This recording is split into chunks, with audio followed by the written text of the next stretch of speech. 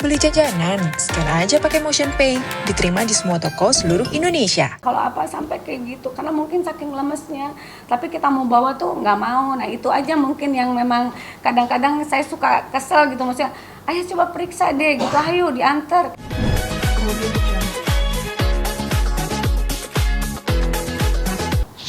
Assalamualaikum warahmatullahi wabarakatuh.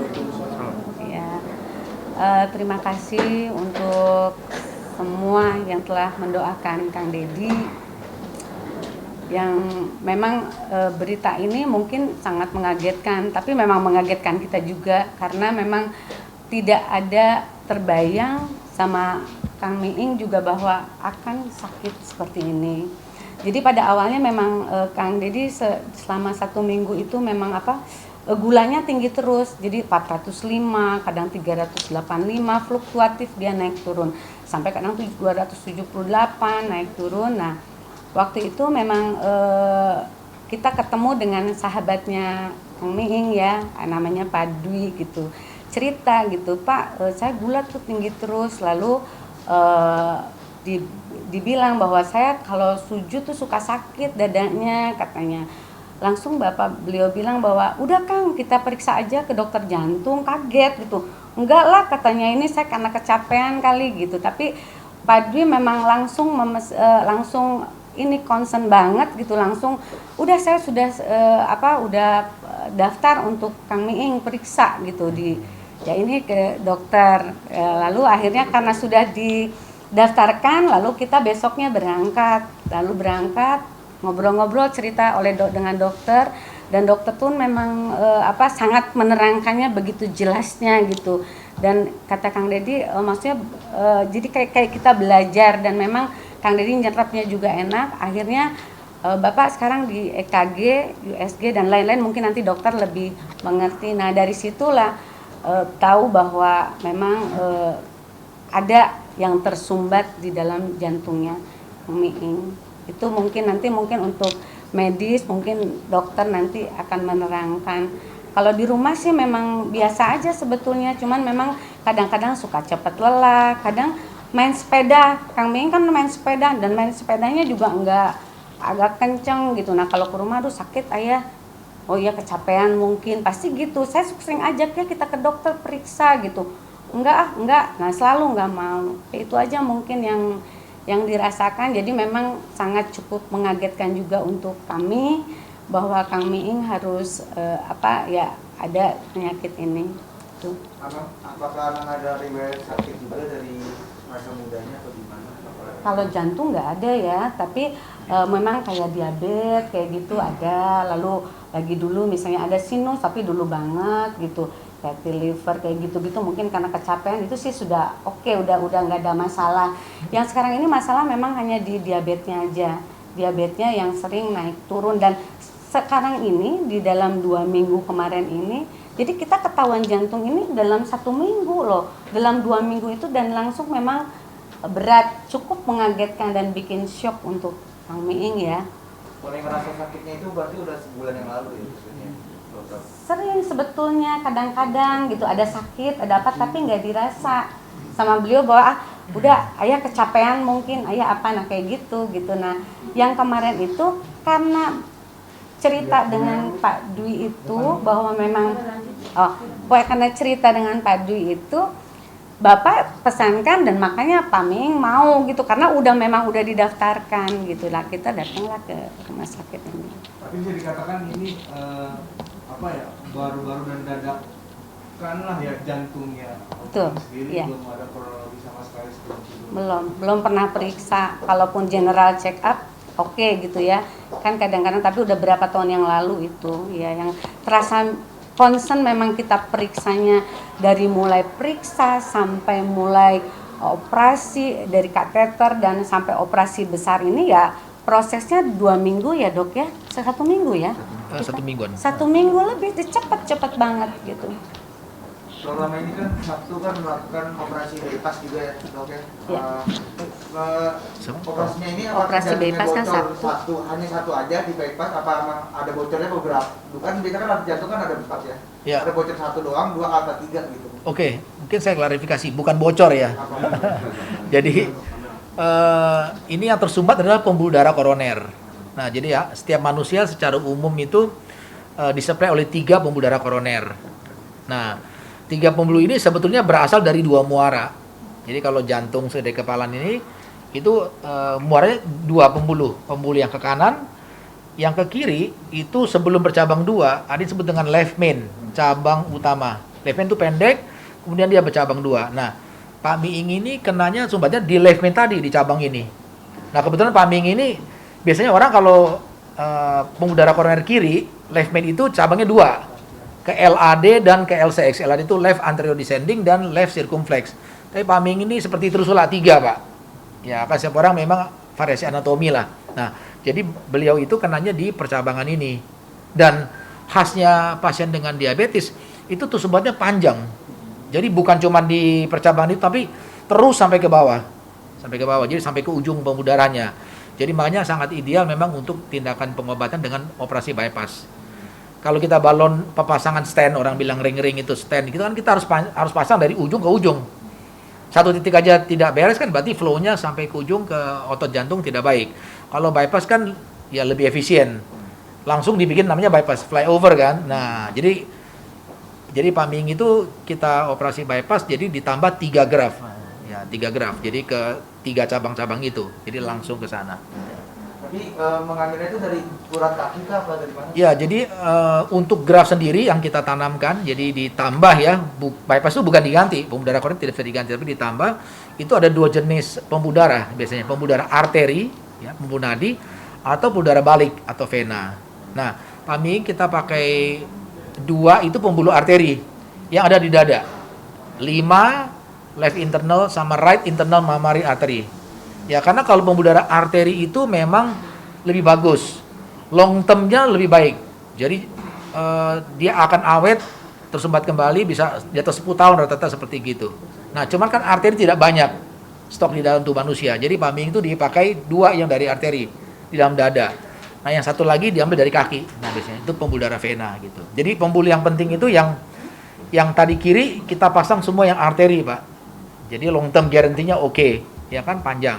Nah, yang pembuluh kanan sebetulnya kan sumbatannya tidak terlalu parah, hanya di ujung, bukan di cabang utama. Tetap ya kita lakukan dengan pembuluh vena yang dari kaki tadi. Gitu. Untuk kondisi sendiri apakah aman sekarang? Pak Miing sejauh ini ya puji Tuhan alhamdulillah baik ya. Jadi kasih kemudahan itu. ya jadi ya berkat doa-doa juga semua kita berusaha. Jadi begitu selesai operasi Pak Miing langsung sudah ekstubasi. Waktu operasi kan pakai ventilator pasti. Yaitu dibius. Selesai beliau langsung lepas ventilator. Ya. Jadi operasi bypass ada yang istilah dengan fast track.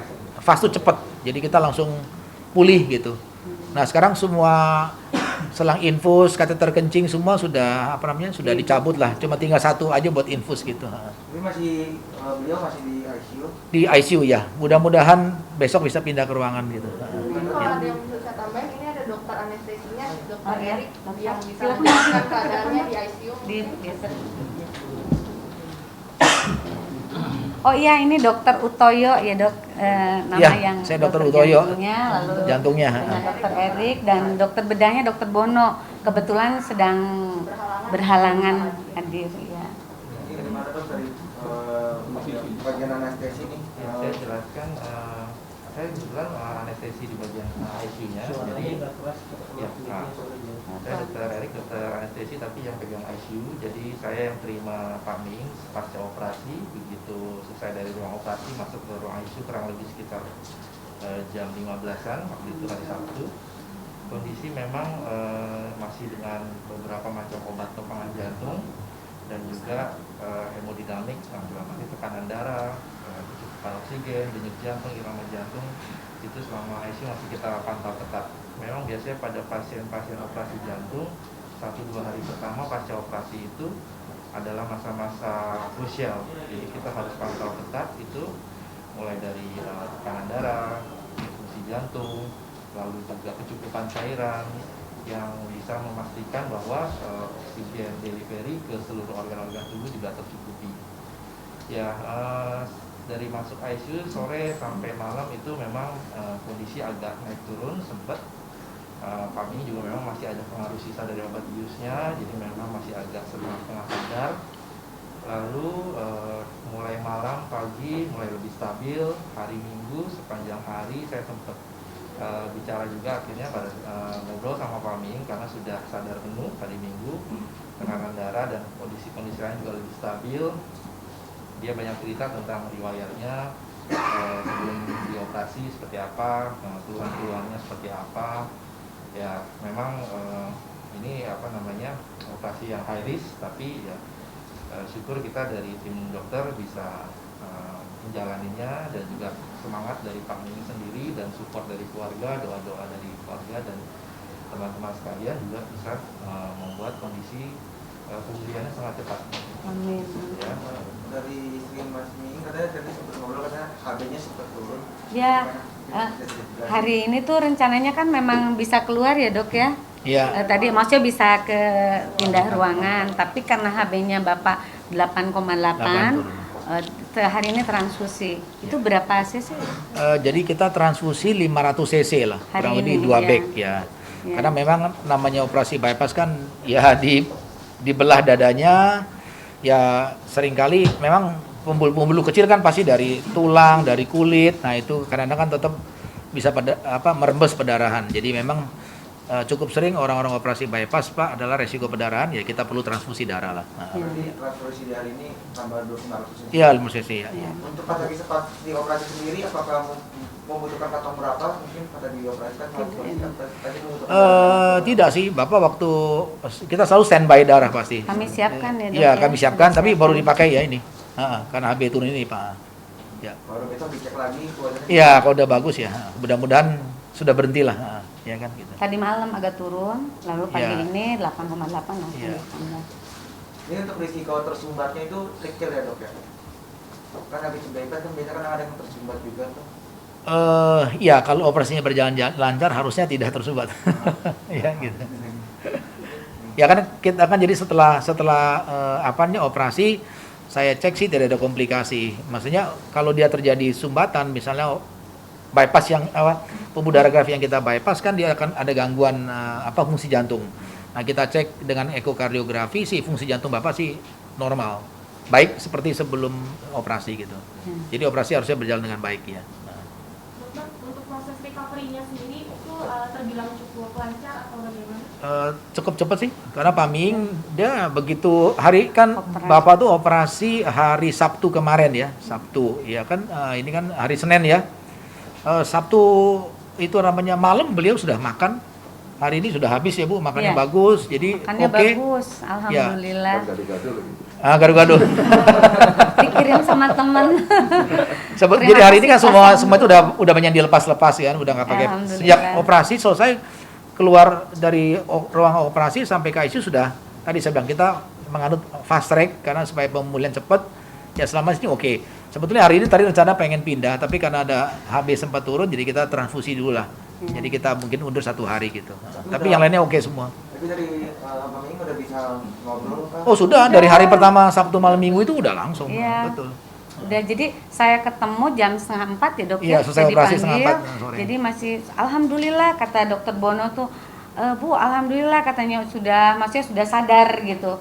Terus pas dipanggil, ayah, oh iya, udah ini sih. Sampai ICU saya operasi sudah sadar bapaknya sudah siuman. Ya cuma masih teler-teler. Tadi dokter Erik ceritakan karena Iya. kan ya karena kan pasti orang sakit kalau kita nggak kasih obat painkiller sama obat tidur kan. Nah, ya. Tapi terbilang ini bisa dibilang untuk operasi ini apakah terbilang telat kah? Apa emang ini momennya tepat gitu untuk operasi ini?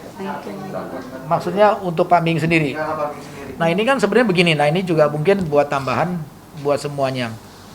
Nah Pak Ming itu kan nggak nyangka untuk dia kena sakit jantung, tahu sudah berat. Sebetulnya kalau lihat gejalanya sudah berapa bulan. Iya, Nah. itu sudah terasa. Nah, salah satu gejala penyakit jantung koroner sumbatan ya, Bapak Ibu adalah apa? Cepat capek.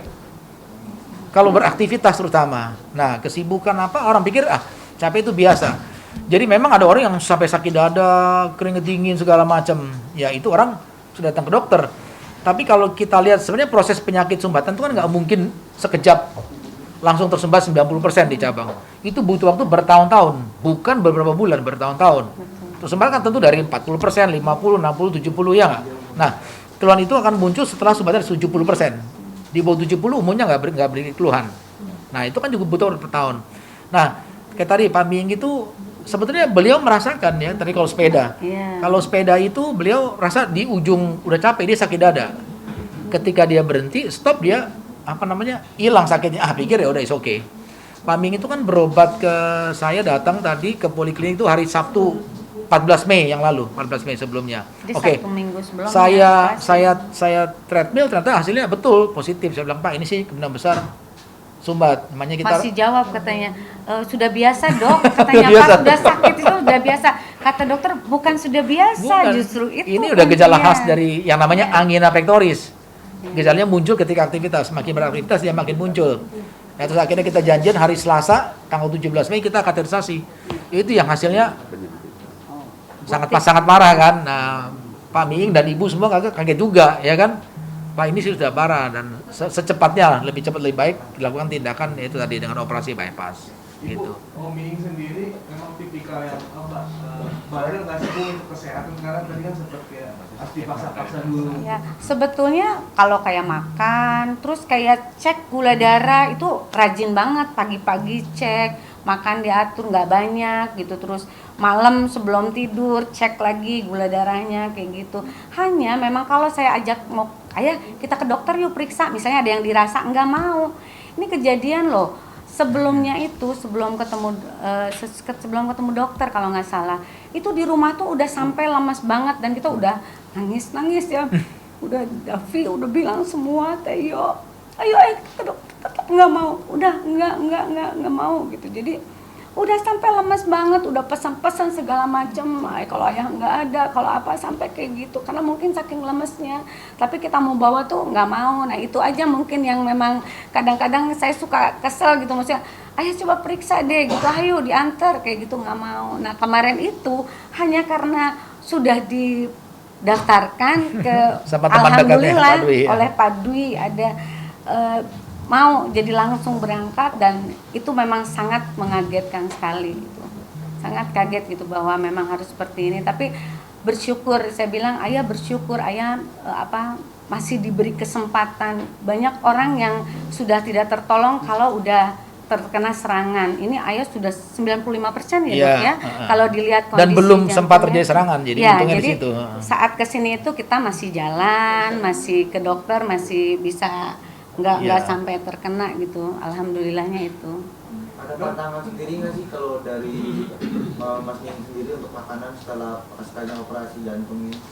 Ya ini kan penyebabnya kan dari diabetes, kencing manis ya. Kebetulan memang kita cek kadar HB1C gula darahnya Pak Ming ini kurang terkontrol, di atas normal. Normal kan 6,5, Bapak ini kan 8, berapa gitu ya. Nah, ya jadi nanti setelah selesai operasi ya Pak Ming harus diet untuk mengendalikan gula darahnya.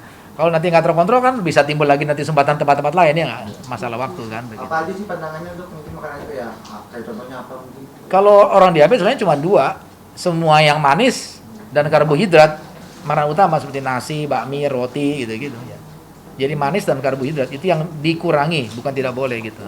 Untuk Pak Ming sendiri kan sekarang lebih nurut kan untuk kalau dikasih tahu kan kita sebelumnya cuek nih. Pastinya kali. Mestinya Mudah-mudahan. ya, mestinya.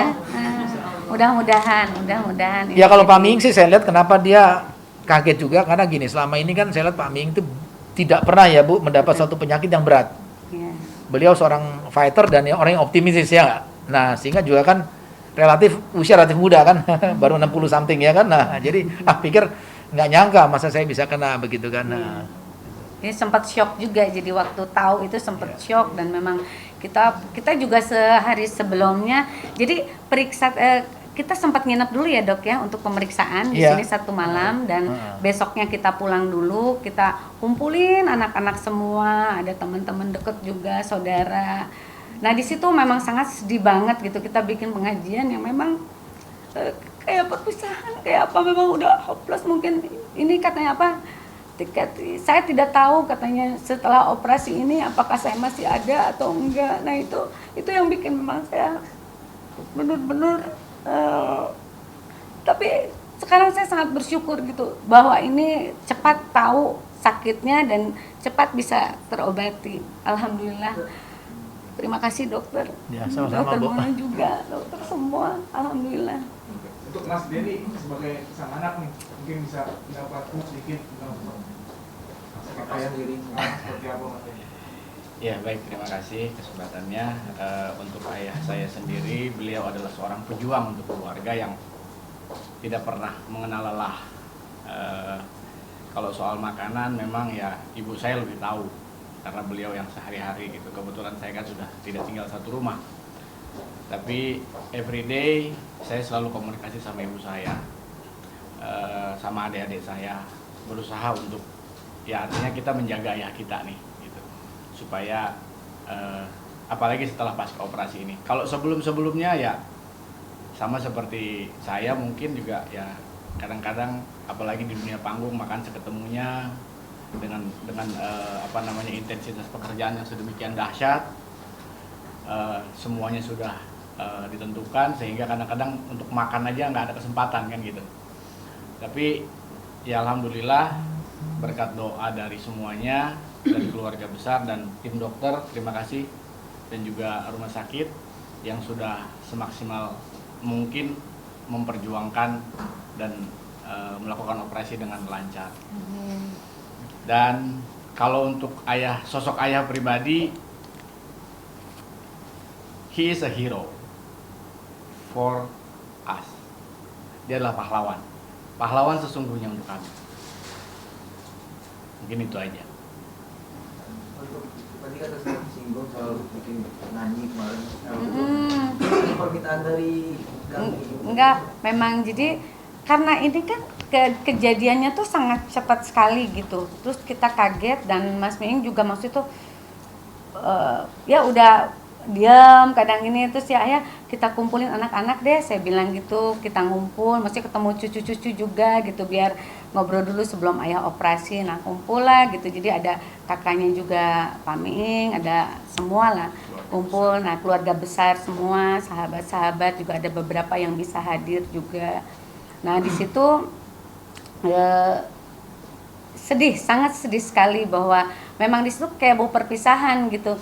Karena mungkin saking kagetnya kan otomatis ya, maksudnya tidak pernah terbayangkan untuk Mas Miing berpenyakit ini, terus secepat ini harus operasi bypass yang kadang-kadang tidak terfikirkan oleh kita, yang kadang kita juga terbayangkan bypass itu aduh berat banget ya dok ya. Tidak terbayangkan lah untuk seperti ini. Saya sangat mengerti bagaimana perasaan Kang Dedi saat itu gitu, makanya ya udah kita ngumpul, di situ nangisan segala macam. Udah itu baru besoknya kita baru ke rumah sakit. Itu mungkin yang dia sedih intinya sih sedih banget gitu. Ada curhatan nggak sih dari kami sendiri setelah operasi? Ada apa? Curhatan mungkin. Mungkin kayak atas syukur dia bisa menjalani operasi dengan lancar atau seperti apa? Ya sekarang ya alhamdulillah ya, bersyukur diberi banyak dikelilingi oleh orang-orang yang sangat baik, itu aja. Yang sangat baik, mendapatkan teman-teman yang baik. Dan satu, saya mungkin berterima kasih kepada Pak Dwi, selain saya dengan keluarga, anak-anak saya semua yang telah mensupport ayah. Lalu ada Pak Dwi dan Mbak Susi yang telah begitu memberikan support untuk kami, sehingga Kang Dedi mau berangkat ke rumah sakit bertemu dokter. Lalu di sini juga ada Teh Yati, Mas Mangki, lalu Mbak Yesi juga kemarin sempat ke rumah, Mbak Baby, Mas Sengki, lalu Mbak Ninik El Karim dan lain-lain. Mungkin banyak sekali doa-doa yang diberikan untuk Mas Miing.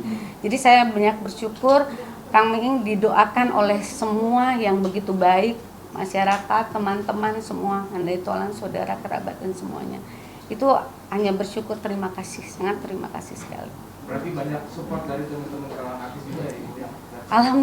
Alhamdulillah dari senior ada grupnya yang selalu bersama-sama ya, banyak lah yang kasih support segala macam. Udah bercanda tadi.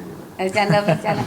Dan intinya terkaget-kaget semuanya, karena saya pun terkaget-kaget istrinya bahwa oh iya seperti ini gitu. Tapi alhamdulillah gitu, maksudnya dipertemukannya dokter-dokter yang sangat baik ya, semuanya lah alhamdulillah. Pas waktu ya udah itu sangat-sangat baik semuanya. Udah bisa ngajak guyon belum sih sekarang ini? Udah lah, sama suster suka guyon juga ya dok, sama dokter ngobrol semuanya ya. Teman-teman Mbak Dito mungkin ada yang mau demo. Kang Didin mau kesini kemarin udah, Mas Unang kemarin video call karena lagi syuting juga, insya Allah kesini. Pak Indro mau kesini hari ini gitu. Ada lagi?